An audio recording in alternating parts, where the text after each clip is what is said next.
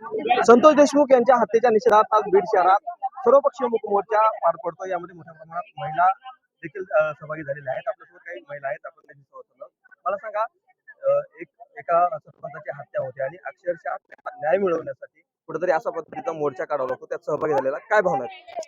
Law and ऑर्डरचं पूर्ण failure गेली 2.5 वर्षापासून आम्ही पाहतोय आणि पुन्हा एकदा कायदा आणि सुव्यवस्थेचे या महाराष्ट्रामध्ये किती धुंदवडे आहेत हे बीड जिल्ह्यातल्या जनतेने दाखवून दिलंय। मला एकच म्हणायचं की संतोष देशमुख हे लोकप्रिय मसाजोगचे सरपंच होते। मसाजोग मध्ये अनेक आदर्श पुरस्कार मिळवून देणाऱ्या अशा सरपंचाची, अशा पशुपेक्षाही पशुलाही लाजवेल अशी हत्या होत असेल तर मला एक प्रश्न पडलाय।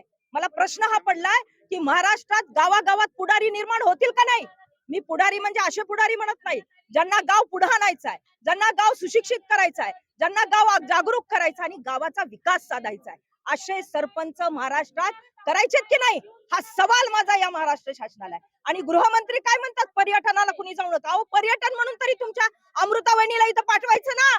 अमृता वहिनीचे तुम्ही तिकीट खपवायला लावता गृह विभागाला, पोलीस प्रशासनाला, मग तुम्ही पर्यटन म्हणून तरी अमृता वहिनीला जर पाठवलं असतं ना तर आमच्या संतोष देशमुखच्या वहिनी ज्या मिसेस आहेत त्यांचं पांढरं कपाळ बघून तरी तुम्ही लाजला असतात एवढी। आणि माझी मागणी ही आहे की हे जे आरोपी आहेत ज्यांना 20 दिवसापासून सीआयडी SIT हे सगळे काही कामाचे नाहीत। माझं तर मी एक वकील आहे, मी जबाबदारीने सांगते की जसा जळगावला अक्कू यादव ह्या लिंगपिसाट माणसाचा तिथल्या न्यायालयात लोकांनी जळगावच्या एन्काउंटर केला, तसाच सर्वसामान्य जनता आमची जी बीड जिल्ह्याची पुरोगामित्वाला मानते ती 18 पगड जातीची जनता या आरोपीला एकदा ताब्यात द्या। त्यांचा एन्काउंटर करून हा बीड जिल्हा पुन्हा एकदा पुरोगामी आहे आणि सुसंस्कृत आहे हे जगाच्या नकाशावर आणल्याशिवाय राहणार नाही। सहभागी झालेला मोर्चात कशा पद्धतीने पाहता ही सगळी जी काही दडपशाही कुठेतरी होताना यंत्रणेवरती पाहायला मिळते, एवढा वेळ लागतो?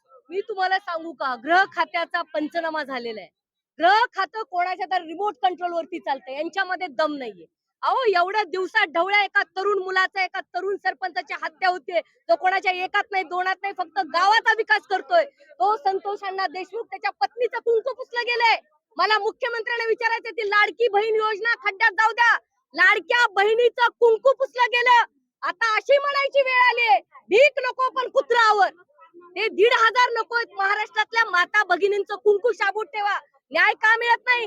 कोणाला कोण पाठीशी घालतंय? आणि पर्यटन स्थळ म्हणून हिनवणाऱ्या गृहमंत्र्यांचा मी निषेध करते। यांच्यामध्ये हिम्मत नाही।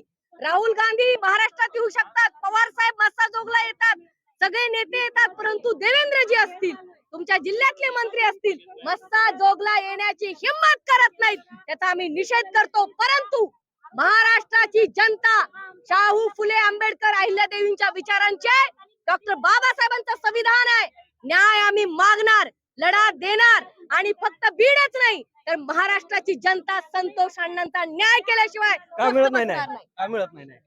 न्याय मिळत नाही कारण गृह खातं निष्क्रिय आहे। आणि देवेंद्र फडणवीसनी खरं पाहिलं तर बीड जिल्ह्यात यायला पाहिजे होतं आणि देशमुख कुटुंबियांना भेट द्यायला पाहिजे होतं, पण गृह खातंच निष्क्रिय झालेलं आहे। आणि संतोष देशमुख यांना जर न्याय नाही मिळाला तर आम्ही यापुढे गृहमंत्र्याला सुद्धा बांगड्याचा आहेर देऊ, असं सांगायचं की इथले जे बीड जिल्ह्यातले जे अधिकारी आहेत हे सुद्धा ह्या मुंडे फॅमिलीने तिथं आणून ठेवलेले आहेत आणि त्यांचे सगळे ते त्यांच्या इशाऱ्यावर चालतात आणि सर्वसामान्यांना न्याय तर मिळतच नाहीये। माझं म्हणणं असं आहे की आमदारकीचा सुद्धा मुंडेचा आमदारकीचा सुद्धा राजीनामा घेऊ। काय सांगाल मोर्चात सहभागी झाला? आज 20 दिवस झाले तरी संतोष देशमुखला न्याय मिळत नाही। एक कर्तव्यदक्ष एक सरपंच, गावाला 15 वर्षे राहिलेला, गावाने न्याय दिला, त्याच्यात काही माणुसकी असेल म्हणून 15 दिवस त्यांना सरपंच केलेलं आहे। पण आज या ठिकाणी गृहमंत्री खाता फडणवीसाकडे आहे, फडणवीस या ठिकाणी येत का नाही, त्यांना न्याय का देत नाहीत? मला या ठिकाणी म्हणायचंय, गृह खातं असं निष्क्रिय आहे आणि पोलीस खातं सुद्धा निष्क्रिय आहे। एवढ्या दिवस का लागतात? जर तुम्हाला देणं होत असेल तर पोलिसांना सुद्धा माझं सांगणं आहे आणि गृहमंत्र्याला सुद्धा सांगणं आहे, 1 दिवसाची सत्ता आमच्या महिलांच्या जनतेच्या ताब्यात द्या, मग पाहून घेऊ या संतोष देशमुखला न्याय का मिळत नाही। नक्कीच न्याय का मिळत नाही असं त्या म्हणतायत। एकंदरीत जर पाहिलं तर जे काही मोर्चामध्ये जे काही नागरिक सहभागी होत आहेत त्यांच्यामध्ये प्रचंड असा रोष असा पाहायला मिळतो। ओंकार कुलकर्णी, लोकशाही मराठी, बीड।